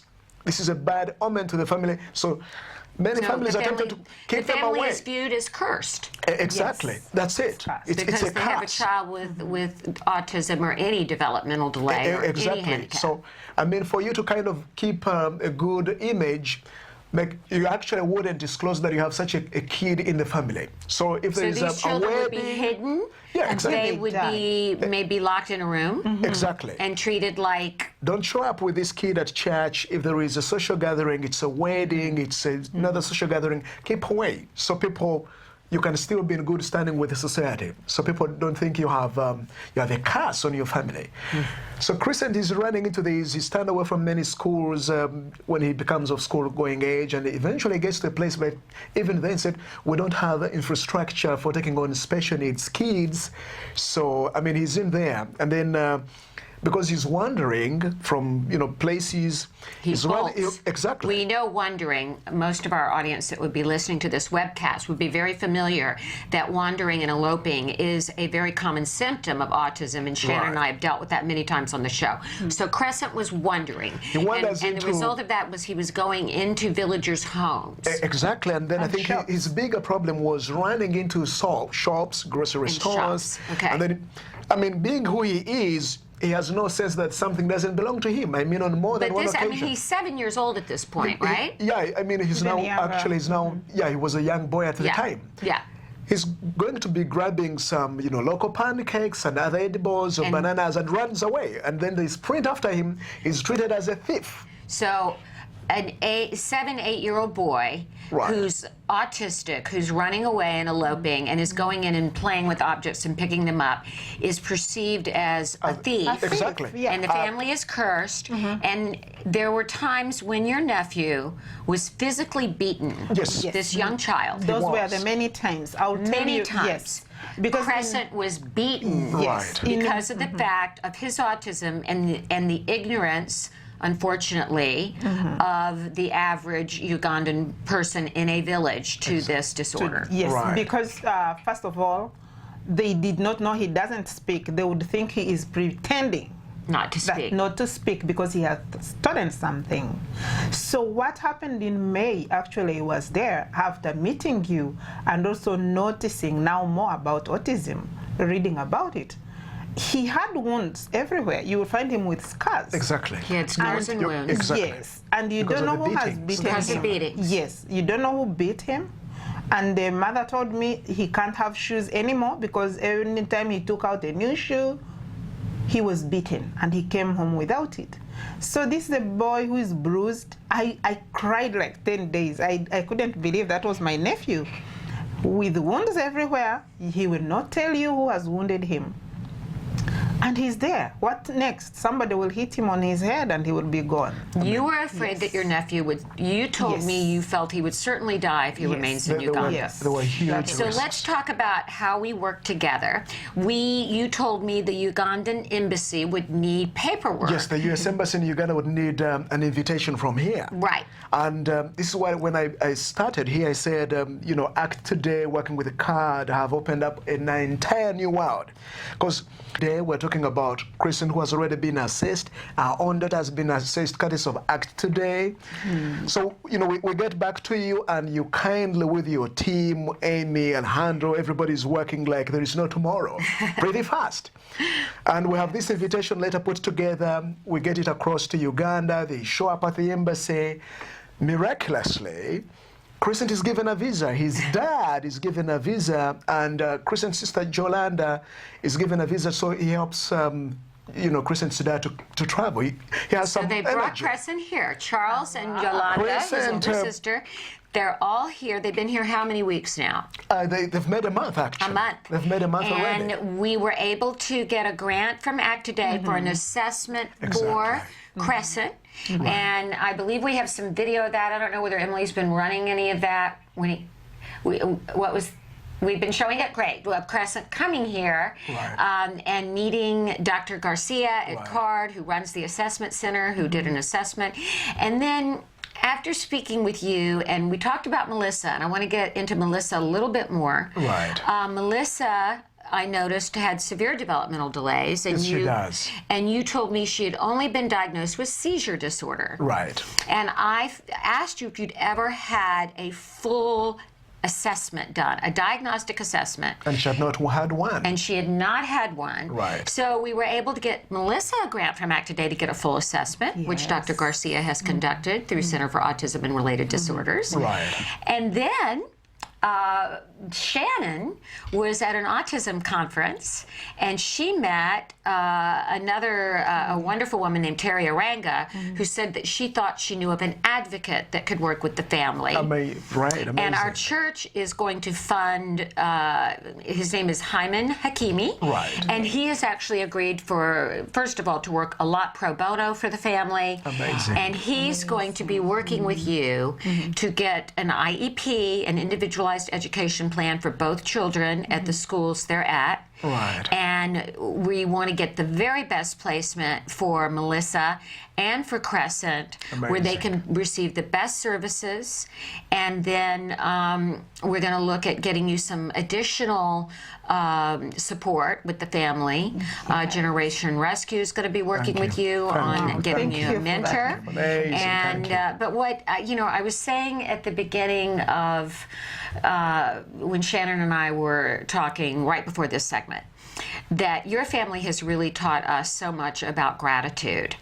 And, I know there is the saying, of course, in the Bible that it is more blessed to give than to receive. Right. But what we've found by every time your family, anything is given to them, your gratitude and the way you bless people back is truly humbling for all of us. Well, you know what? I did share with you and Shannon at some point that you never know you're in heaven unless you've been in hell. We know where we've come from. We know where Crescent has been and his family. We've had, we were born and raised in Africa in the countryside. We know the challenges in there. And so look at him. This is a new. I just love seeing that little boy. He's so precious. This is as we said, this is a new world. Things have happened, and we have Crescent in here. We have Melissa assessed. We have two amazing, wonderful grants from Act Today. We have Dr. Garcia in the picture, Shannon. People have encouraged us here in the corridor. People just speak hope and encouragement and inspiration, and it's like. But you bring that out in them. I want you to know that. And that little boy and your beautiful little daughter. Right. We want the best for them, and you deserve. Thank you. You deserve that. And Shannon and I are going to have Mr. Hakimi on because I want him to talk particularly about how many times, unfortunately, with our educational system, we do often not give short shrift to families that are from other countries, families that are possibly of lower income, multiracial families, ethnic families. Some of our Hispanic families, our African American families, and immigrant families are simply not given the attention and support for their children that the law requires. So the fact that we can be of assistance there is wonderful, and I'm going to be looking forward to having Mr. Hakimi on to talk about his work with your family. Thank you. Thank you so much. And he has already really shown us that he is great.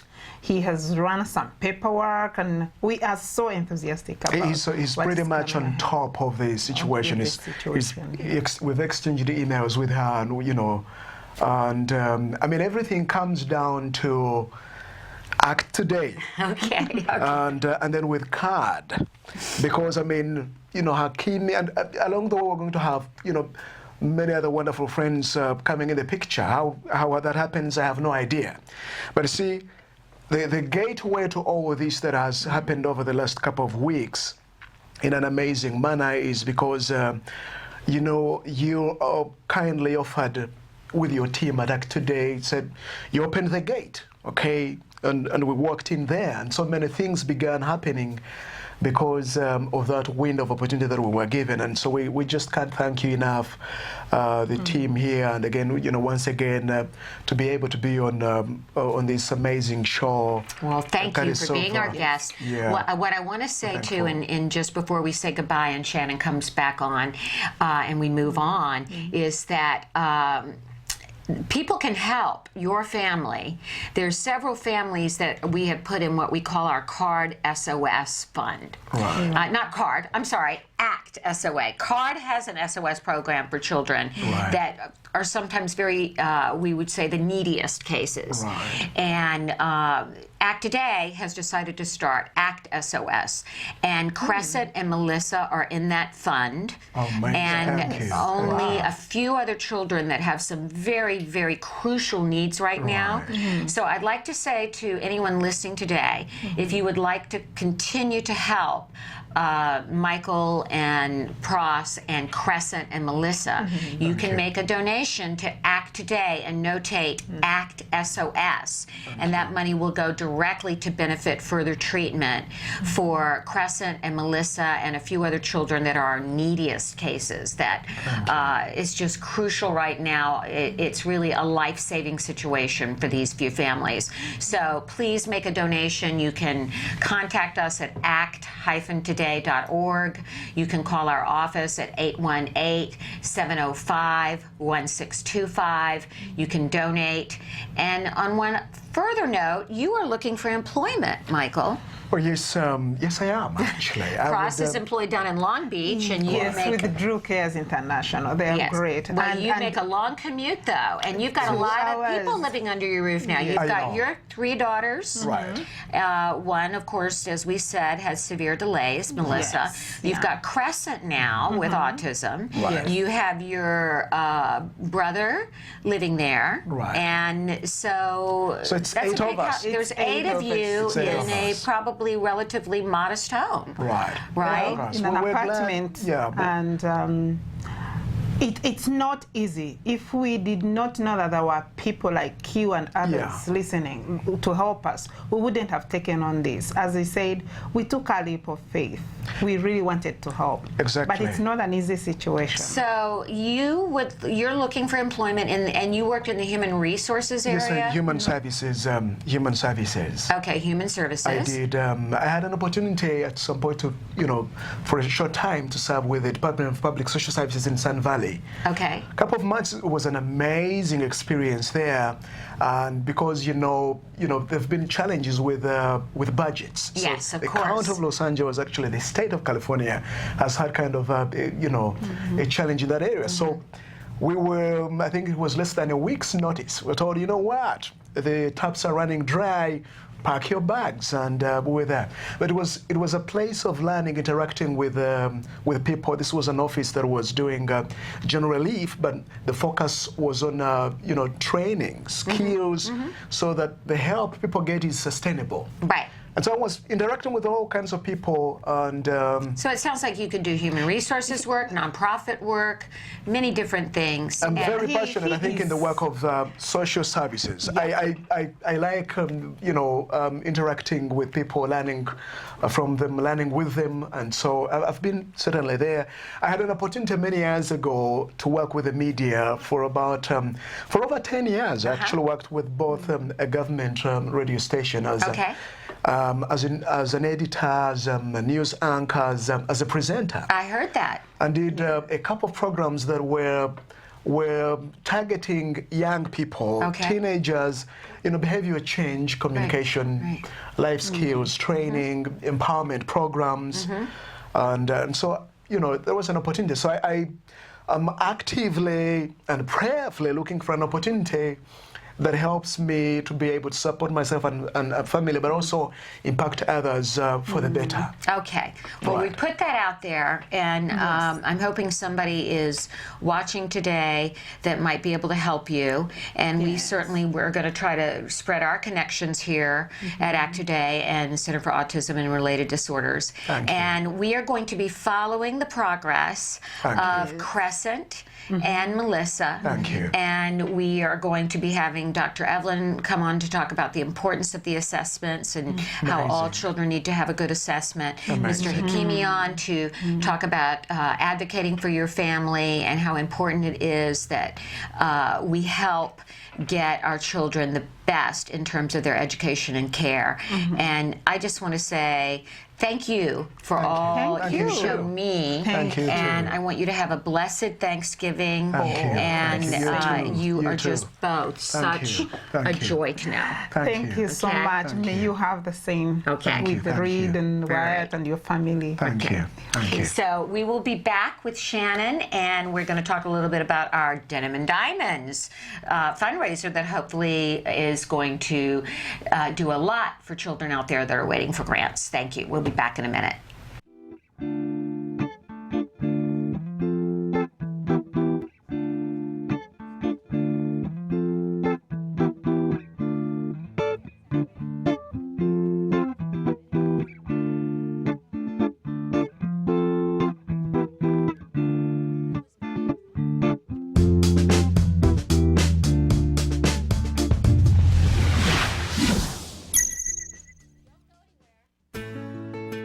Skills is a revolutionary web-based program that incorporates comprehensive assessment, curriculum design, progress tracking, and treatment evaluation for children with autism all in one place. Developed by the Center for Autism and Related Disorders. Our approach is based on over 40 years of research on the principles of learning and their application to improving the lives of children with autism. How does Skills work? Created with speed and simplicity in mind, Skills was modeled on an easy 3-step process. Step 1. Start assessment. Step 1 begins with our intelligent assessment system, which consists of a series of questions. This assessment is essential to identifying your child's level of skills compared to their typical peers across all areas of development. This includes assessing social, motor, language, adaptive, play, cognition, executive functions, and academic skills. Every skill has an assigned age which indicates when the skill emerges during typical development. This means that each child is automatically presented only with lessons that are relevant to his or her age.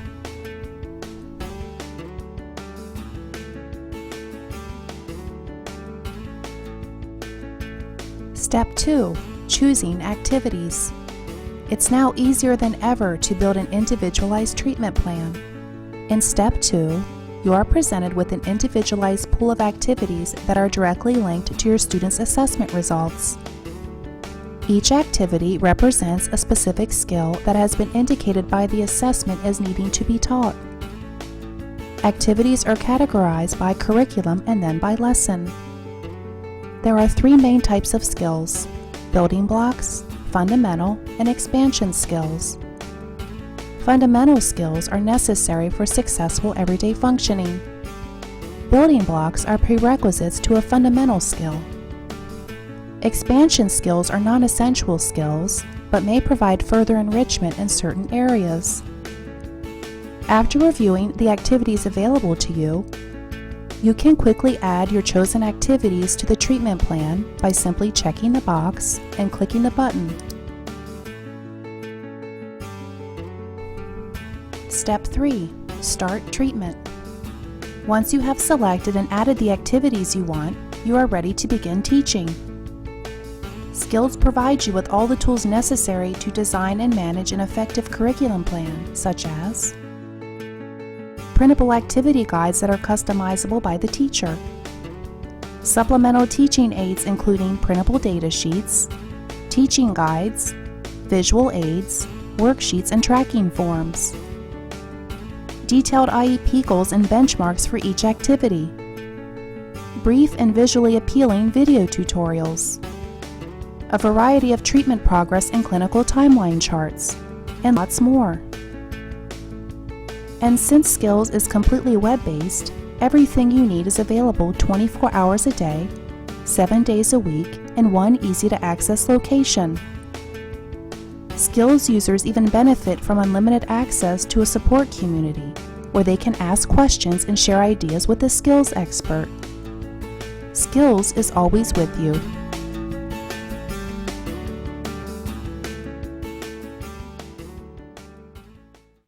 What an amazing couple. I know. Michael and Pross, amazing. We've all fallen in love with them around here. Absolutely, and those children were unbelievable and They're precious. beautiful and precious, and we just want, we're so appalled by how Crescent was treated. Yeah, and but he's here now. He's here now, and we're getting them help and care. And when you see this kind of thing happen, it makes you and I so happy, doesn't it? Well, and as I said, I just told you in even higher esteem, which I didn't know was possible.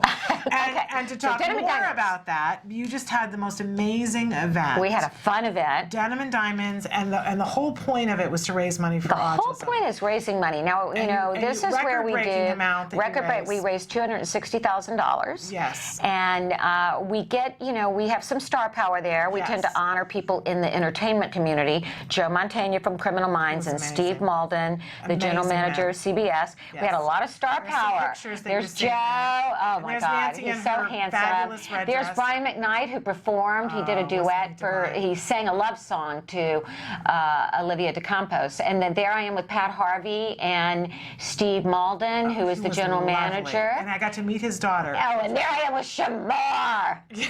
Hello, handsome. He was just a little good looking around the edges. Now, we have a piece of video to show you guys. Can I get a copy of that picture from my personal files? I got a picture of me with Brian McKnight. I'm just saying. But there was Dustin and Dora who talked about Dustin getting the iPad. They came on, and Dustin said, "I love you, act today." What a sweetie pie. Wonderful. But let's show them some of the interviews that I was able to do with some of our stars, and hopefully we'll have time just for a second to come back to wish everybody happy Thanksgiving. Here it is, Denim and Diamonds.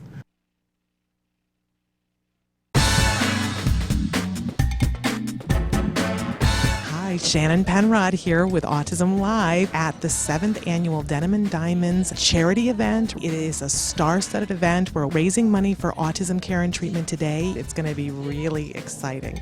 I have a lot of military in my family, and I'm very passionate about what our military does. So if you got the combination of autism, which I'm sensitive to, having a daughter with that, both sides of that fence are going to get my attention. I've seen the effect firsthand on children, and it's very sad. So the fact that people are here to raise money for that, it's very good. My cousin suffers from autism, and I love to help volunteer and help kids that have autism. So it really warms my heart to see kids that are happy and being supportive. So I'm so excited to be here right now. When I hear the stories of these families, and then I come to an event like this, and I know what we're doing here is raising funds for those families, it just makes me so happy. So I'm great. I'm excited. I'm very thankful to be part of all this. I have a nephew that has 3 children diagnosed with autism, and I see him struggle, and it's near and dear to me because of that. My best friend, actually, she has a very mild version of autism, and I wanted to come here and support it and support other kids that have it too. And they're going to be auctioning off a puppy. Did you hear about that? It's a cute puppy, I heard. Good. No ugly puppies. No. There's no such thing as an ugly puppy, right? Of course. I think anything that when a family is facing a special challenge, when they have a child diagnosed on the spectrum, you just want them to know that they're not alone, and that there's going to be so many good days, and there is going to be happiness and achievements and accomplishments and growth. And I think that can be a relief. And when there's a night like this, we all get together and make a difference to give people that hope. And it's a big deal, when any family is saying, "Oh my gosh, this is different than what we expected."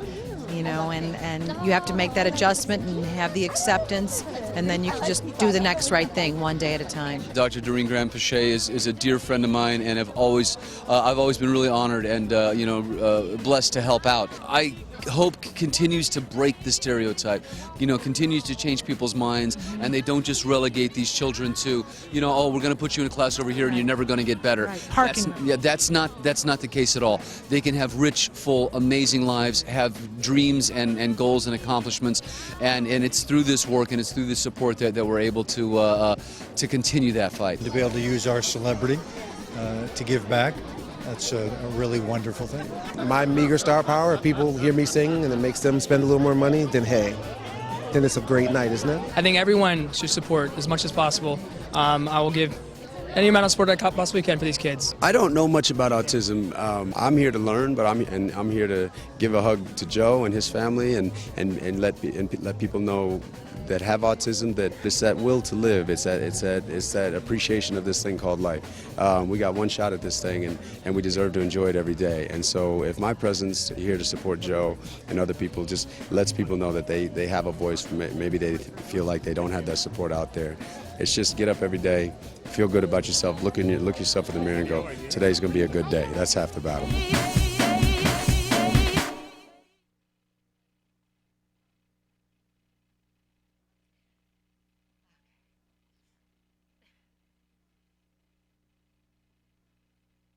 You know, it's so funny because that night is so far removed from the day-to-day work we do helping families. But that night is a little like a fairy tale. Yeah. And you get to meet some incredible people and celebrities that are really supporting our cause. And it seems like a dream almost, you know what I mean? Absolutely. But I have to say, being on the red carpet with them, I want you guys to know that when I would talk to them about why are you here, they were there for you. They really were. I mean, Bonnie Hunt made me cry when I stood there and she said, if I can do anything to make families know that. Yeah. In any case, So, we it want to was wish great. you happy Thanksgiving. Happy Thanksgiving, and I want to wish you happy Thanksgiving, you as well. my dear. You're on my list of people to be grateful and for. everybody that works. Emily, you're great, and she's counting us down, and we got to go. Keep in touch with us. We'll see you next week. Over the break, and we'll see you next week. Happy. Happy Thanksgiving.